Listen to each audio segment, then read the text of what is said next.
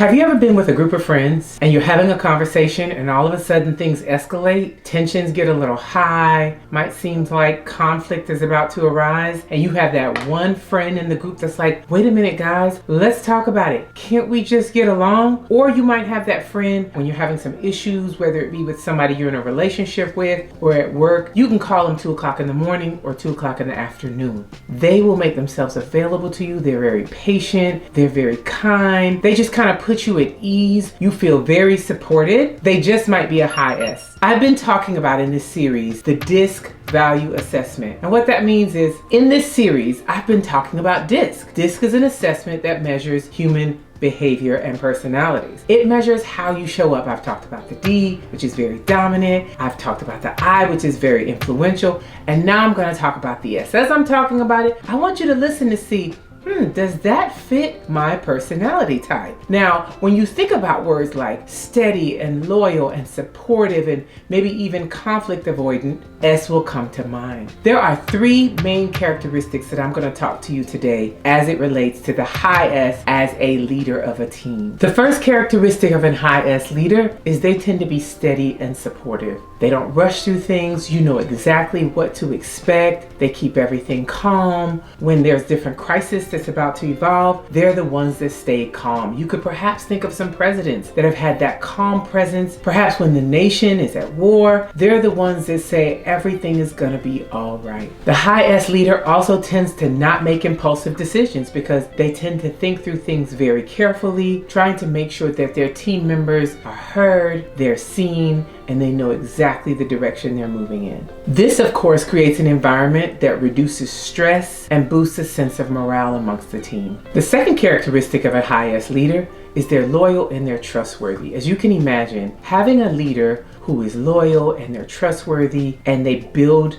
an environment where one trusts the other within the team, relationships are built, they're much stronger as a result. Because of their honesty and their deep commitment, the people who work for them tend to really trust them and really believe in the direction that they're going as a team. As a result of creating this culture of trust, the people on the team, they feel secure, they feel motivated, they really know that they're in good hands with this leader. In times of crisis, everyone wants to know that everything's going to be all right. People who work for a high S leader tend to not want to leave their job because they do feel supported. They do believe they can trust their leader. So they tend to stick around because they tend to have that feeling of belongingness within that team. The third characteristic of a high S leader is they're patient and they're approachable. You've heard that saying from 7 Habits of Highly Effective People. Seek first to understand, then to be understood. A high S leader just simply wants to understand. So if you have a problem that you're bringing to your leader, you're going to tend to have your defenses down because you know they're approachable.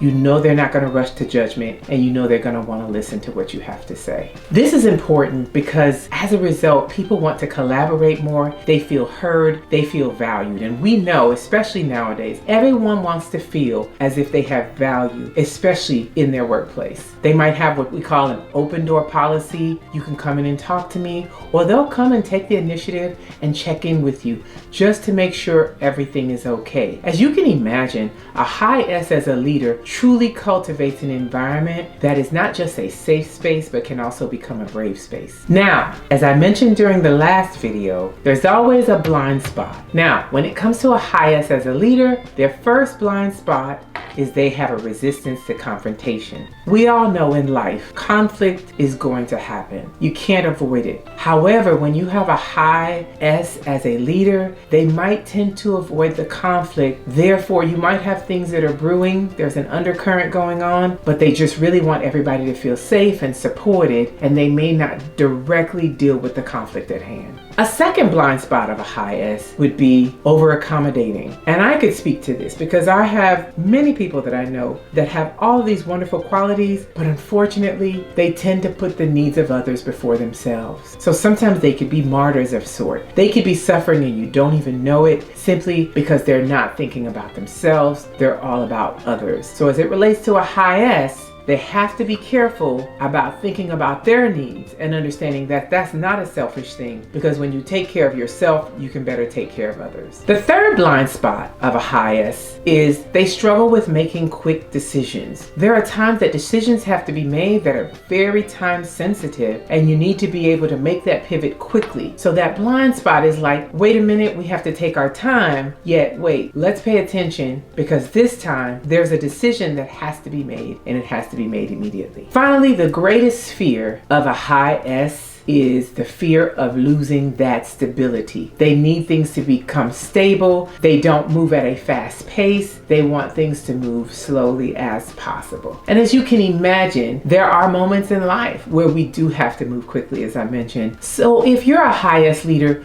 you might want to think about being strategic about putting people on your team who can help you make decisions a little bit faster when they're needed. So if you want to know what your personality style is, put a fire emoji in the comments. I would love to sit down and help you analyze so that you can figure out who you are and authentically show up in that way each and every day. Thank you so much, and don't forget to be real. Be relevant, be empowering, be authentic, and most importantly, be life-changing.